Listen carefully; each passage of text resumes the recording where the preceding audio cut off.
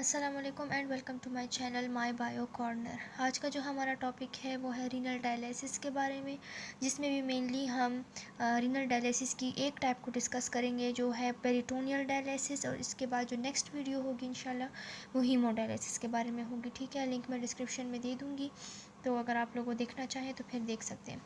Okay, तो हम start करते हैं कि रीनल डायलिसिस बेसिकली है क्या। तो रीनल डायलिसिस जो है हमारे पास वो ग्रीक वर्ड से निकला है, जिसका मतलब क्या है, सेपरेशन।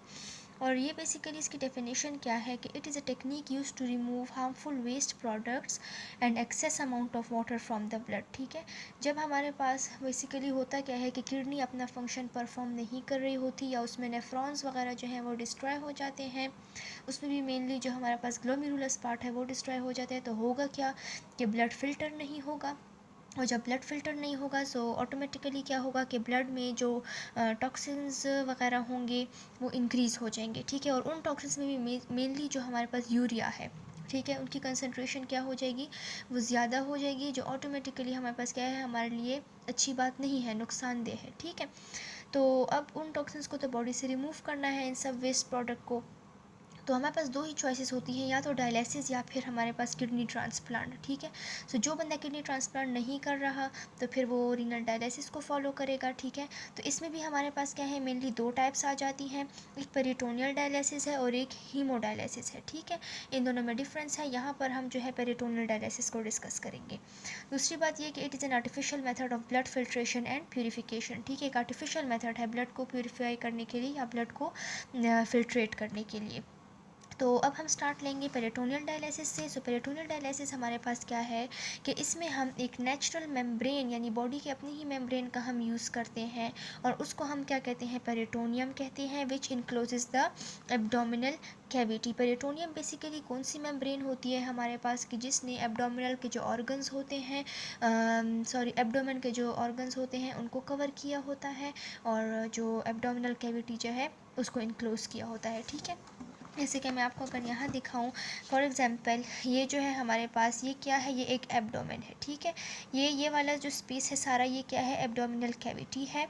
ठीक है, ये जो लाइनिंग है ये ब्लैक वाली, ये क्या है, ये पेरिटोनियम है। ठीक है, जो ऊपर हमने भी जिक्र किया ये वाली लाइनिंग है। ठीक है, अगर हम अभी इस पेरिटोनियल डायलिसिस के प्रोसीजर को देखिए तो होता क्या है हमारे पास कि पेशेंट के एब्डोमेन में कैथेटर्स जो हैं उसको सर्जरी के ज़रिए जो है इंसर्ट किया जाता है। कैथेटर क्या है, ये हमारे पास एक रूट या एक ट्यूब सी कह लें, ठीक है, वो होती है जिसके ज़रिए जो हम वेस्ट प्रोडक्ट बॉडी से बाहर भी निकलेगा, और जो हमारे पास डायलिसेट होगा। अब डायलिसेट क्या है हमारे पास, ये ऐसा फ्लूइड या ऐसा सोल्यूशन है जिसको हम बॉडी के एब्डोमेन के अंदर उसको लेके जाएंगे, क्योंकि ताकि जो ब्लड है वो फ़िल्टर हो सके। ठीक है, एक क्लिनजिंग सोल्यूशन है दैट फिल्टर्स द ब्लड।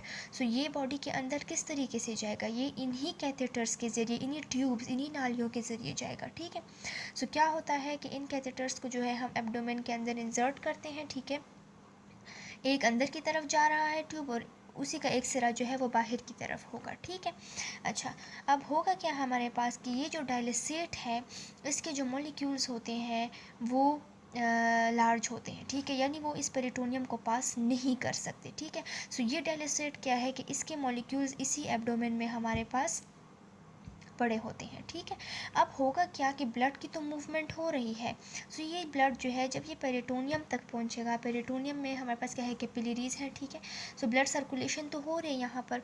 सो अब जो ब्लड जो है, कौन सा ब्लड, जिसमें वेस्ट प्रोडक्ट हमारे पास ज़्यादा है। ठीक है, अब वो ब्लड जो है जब वो यहाँ पर आएगा, इन कैपिलरीज में आएगा, तो होगा क्या कि इस डायलिसेट में इतनी एफिनिटी होती है कि यहाँ के जो ब्लड के जो पार्टिकल्स हैं या मॉलिक्यूल्स हैं वो क्या होते हैं कि वो इस डायलिसेट के साथ आके अटैच हो जाते हैं। ठीक है, ये डायलिसेट उन्हें अपनी तरफ अट्रैक्ट कर लेता है। ठीक है, सो एज अ रिज़ल्ट क्या होता है कि ब्लड जो है वो हमारे पास उसमें से जो वेस्ट प्रोडक्ट होते हैं वो डायलिसेट की तरफ चले जाते हैं।